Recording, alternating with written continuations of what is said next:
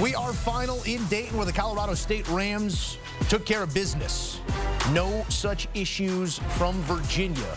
The defensive-minded team leaning far too heavily into that aspect of this game, and even defensively showed holes in Tony Bennett's ultimate approach. 67-42, a shellacking at the hands of the Rams. Colorado State moving on to sit opposite Texas in the opening round.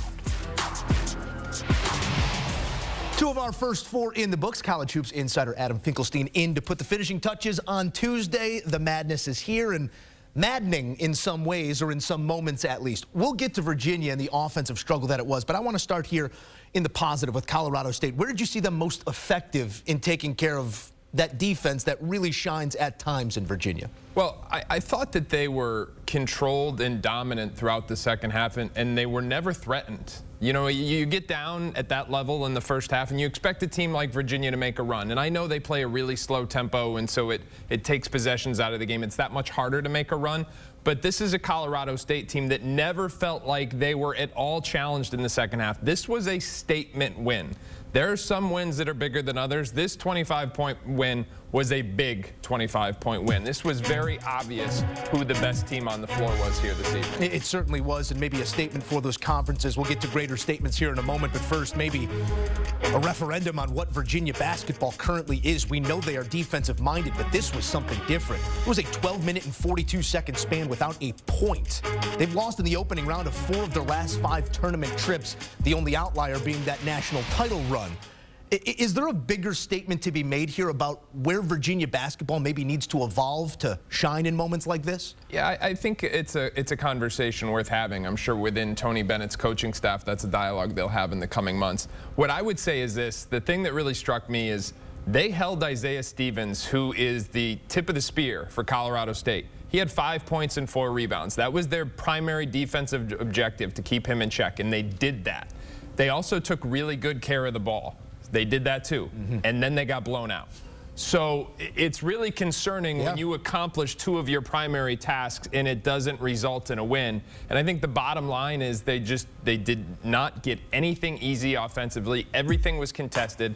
Everything was a tough shot. No easy points. And you can say, hey, listen, we've seen proof that this can win when you have better players. And it's true. Virginia does need better talent up front. I thought the front court deficit was significant tonight. But the other factor here is, at what point do players say, hey, I don't want to go play like that? I think you're starting to see a little bit of that as well, where it's harder to attract those players that it takes to win playing that style. So I think just a little bit of an iteration, shall we say. You don't have to write a whole different book. Just iterate a little bit. It bared itself out in the box score in this one. And on Selection Sunday, this was sort of under the microscope, that dynamic between the Mountain West and the ACC. There's going to be a lot of hooting and hollering on both sides, and hindsight is always what it is. But this is a data point that definitely favors one side to the other. What do you make of the macro picture of these two conferences head-to-head? Well, all kidding aside, I've said this. I'm going to purchase the KenPom.com subscription for all members of the committee. I believe it's $25 a year. Virginia, I think, was 69th in KenPom, which is not near the range of where you should be to get an at-large bid. It was clear that the committee did not look at KenPom in how they made their decisions, which is very counterintuitive, because for those of you who at home don't know what KenPom is, it is the most widely accepted analytics source in the college basketball community, especially among college coaches. So it wasn't a factor, clearly, for the committee. It should have been.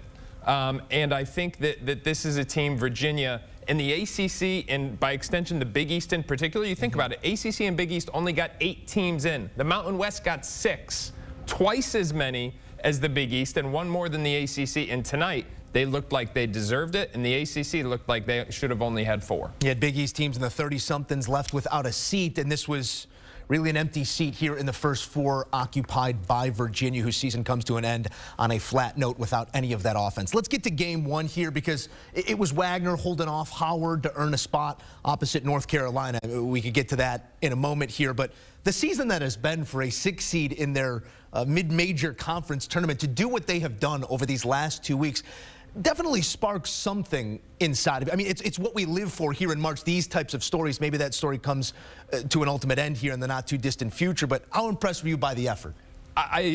This is what the madness is supposed to be, right? That's what we were looking for. An exciting game down the stretch that saw one team get up big, another team make a dramatic run, and then have multiple chances to send the game to overtime before it was all said and done. But give Wagner a ton of credit. Donald Copeland has his guys believing. This is a team that was 2 games under 500 when the regular season ended. They went into the NEC tournament, and in order to get here to March, they had to win on the road at the number 3 seed, the number 1 seed, and the number 2 seed. They did that with 7 active players. They came here. They got up by 17. So when Howard goes on a run and they have a chance to win it and take this away, Wagner says, you know what, hold on. With all we've been through in the last couple of weeks, we can get through this. And they did. And it was really impressive. It was the theater that we expect in March. It certainly was, and they earned their first ever tournament win. With that, maybe a chance to slip on the slipper. There is Cinderella, and then there's complete fantasy. Let's talk about that matchup with the Tar Heels. To keep things interesting, to make a game of it, to at least have a chance to be that agent of chaos. What does that route look like, or is that route non-existent? It's improbable. Yeah, I think, I don't want to say it's non-existent because you never know what can happen, especially in March Madness. If Carolina were to come out tight and feel all the pressure and struggle, and all of a sudden, you know, Wagner gets hot or something like that. But it would take a really a lot of extenuating circumstances for this to happen. Let me ask it this way. Yeah. What aspect of their game must they lean into to not be blown off a court by a greater team? They've got to be able to compete inside the paint. You look at a guy like Armando Bacot, who is a walking double-double, and typically he's not their primary offensive threat. The first domino is R.J. Davis with the way he's been playing this year. But just the size and physicality of the Carolina front line, that's going to be a struggle for Wagner to kind of come in and hang their hat on. Wagner's a team that likes to change their defense.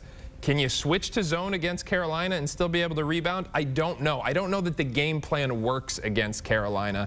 I just think Carolina's got too much, but it doesn't take away from what Donald Copeland and his team have done these last couple of weeks. Enjoy each and every moment and each and every win, because they are fleeting, as are these moments in March. Adam Finkelstein, we appreciate your insight as always. Plenty more coming throughout the days and weeks to come. Jump in right now. Play the CBS Sports app. Men's bracket games. You can dive in at any point. Doesn't have to be pre-tournament. There are other contests you can join.